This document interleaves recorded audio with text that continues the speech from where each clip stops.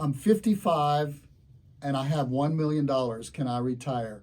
You have no idea how many times we get asked that in our conference room because people are just wanting to retire earlier than 60 or 65 or 70 in the old traditional ages and the old traditional times that people retire. What's the reason? Some of them are just tired of the grind. I have other people come in, they say, well, I've got a new boss and it's no fun going to work anymore. I don't like the boss, the people I work with, the company got bought out by another company. Whatever the reason, some people come in and say, I just want to stop. And then there's one other big reason, and that is your health gets in the way, or maybe a spouse gets in the way with their health, and you have to take off so that you can take care of your spouse or a loved one or a partner. And then the other thing is you might get laid off. So whatever the reason, people are asking, I'm 55, can I retire with $1 million? Can I afford it? Hey, I'm Tom Mosley, founder of Mosley Wealth Management, and I promise you every show that if you'll give me 8 to 10 minutes, I'll do my best to increase your financial knowledge and to help you ease into retirement.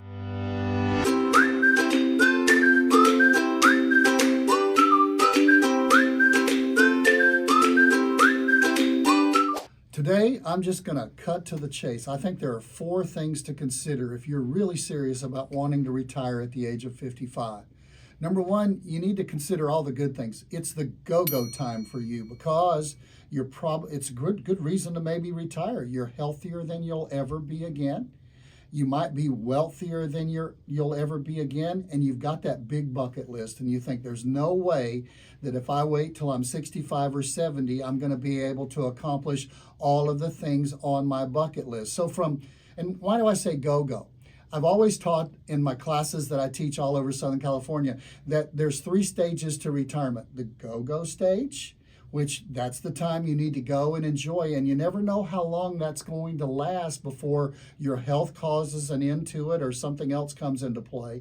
Your go-go stage, and then you go into the slow-go stage, and before long, if God gives you a long time on this earth, you go into the no-go stage. So one of the things you need to realize is it is a great time to retire if go-go is all you're thinking about. The second thing, though, you need to consider is the gap. Now, the gap is this. If you retire at 55, you've got some gaps that are pretty serious, and that's why a lot of people wait until their mid-60s to retire. Okay, you've got the gap from 55 to 59 and a half, where if you have an IRA and your money's in an IRA, and you start taking money out of your IRA before you're 59 and a half, there's a 10% penalty. So there's a gap of 4.5 years if you retire on your 55th birthday until you can take money out of an IRA. There are ways to get money out of a 401k without the penalty. So don't be really smart and do it yourself and go take your 401k, retire, move it over to an IRA, and then at 55 years and 2 months, come ask me to help you. I will help you as much as I can, but getting money out of that IRA is going to cost you a penalty. There's a gap between 55 and 62 when you can first turn on your Social Security.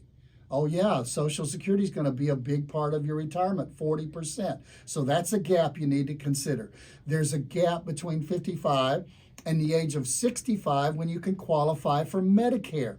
That's a big gap because you're going to have to carry your own health insurance, and nobody needs to be outside of health insurance after the age of 55 because you've covered it all your life, you've carried it all your life, and now's the time when people get sick. And then there's a gap between the age of 55 and 67, which is if you're 55 years of age right now, 67 is your full retirement age with Social Security, where you can get much better bang for your bucks from your Social Security money. So the big thing to consider during the gap is not just the gaps between 55 and those ages, but where's your income going to come from? Do you have a pension? If you have a pension, can you turn it on at 55? Some pensions don't allow you to turn them on until you're 65. Do you have an annuity, which is the only thing that's going to pay you guaranteed increasing income for the rest of your life? Do you have rental properties that you might be able to draw income off of? Do you have an income flow? And that income flow doesn't need to just take all of that stack of assets that you have and drain them down so that when you get to be 65, bingo, you can turn on Social Security and Medicare, but you're out of money in what I call your paycheck, your fund money, and that's the money that you have put away in your IRA. The third thing you need to consider if you want to retire at 55, and we talked about it's good because it's the go-go years, you got some gaps to cover, but the third thing you might have is debt. Do you still have a mortgage that you're paying? That's a big hurdle in retirement because that's just a higher and higher and higher income flow you're going to need. Do you have a mortgage? Do you have a student loan? Maybe you've got, those children, they came along and they've cost you all along, and now they're costing you a Parent Plus loan that you've still got to pay off. Or the credit cards have gone up because you said, I'm not taking out a Parent Plus loan. I'm going to send my kids to college, but you've had to run up a larger than comfortable credit card deal. And maybe you're caring for your parents. Maybe there's an expense there. So you've got to consider if you're 55 and you're in that sandwich age of taking care of parents and taking care of kids and taking care of the mortgage and taking care of everything except taking care of you, you've got to consider the debt load that you're carrying. The fourth thing you've got to consider is 40 years. If you retire at 65, I've got statistics on that. If you retire at 65 and you're single and you're female, there's a 40% chance you're going to live to your 90. Well, if you retire at 55, you got to tack on 10 years there. And if you're going to live till you're 90, you might live until you're 95. Check it out.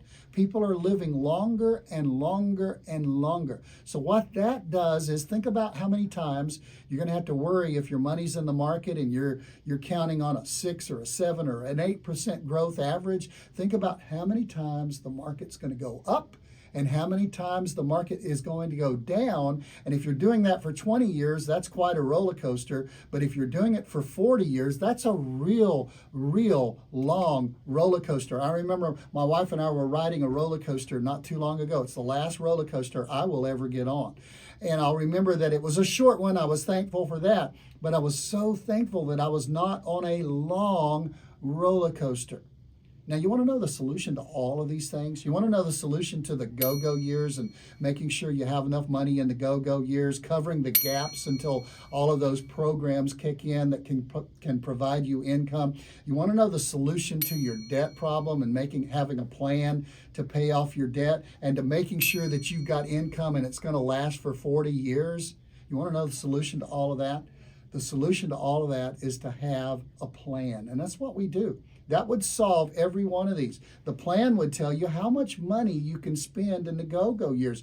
If you don't have a plan and you've got a hope program, you're just hoping that it'll last, you won't feel comfortable spending the money you need to spend to really have the good years out of those go-go years if you do retire at 55.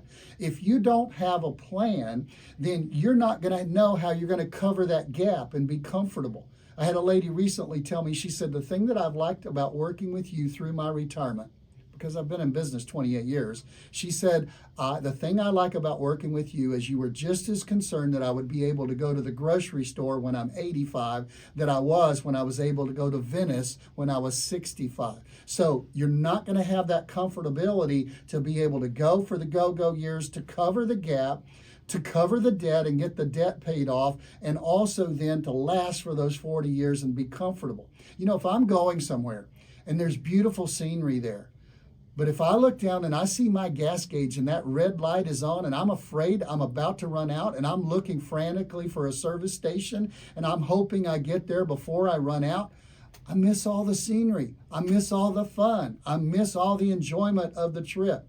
The biggest problem people have when they retire at 55 with $1 million is they don't have a plan, a blueprint, a retirement blueprint is what we call it at our firm, to make sure that you're going to have enough money to last no matter how long you live. Hey, at our place, we build a retirement blueprint for everyone, and we could do that for you. That will address your income for life to make sure it's going to be there, adjusted for inflation so that it's enough through the years to cover your increasing expense. It'll address your investments and how risky are they and how risky do you want them to be, your taxes and how much tax you're going to pay on that 401k and that IRA in your retirement. It'll address your health care and how we're going to take care of that. And it'll also address your legacy, how you're going to leave it. Listen, I hope you've enjoyed this show. Pour everything I can into these shows every single week. If you want to get a hold of us, you can grab us at info@mosleywealthmanagement.com. Spell that Mosley. You can call us at 855-567-0933. And if you like it, hit the like button. And if you'd like to subscribe to our show, hit the subscribe button. Hey, if you'll give me 8 to 10 minutes every single show, I'll do my best to increase your financial knowledge and to make sure you ease into retirement.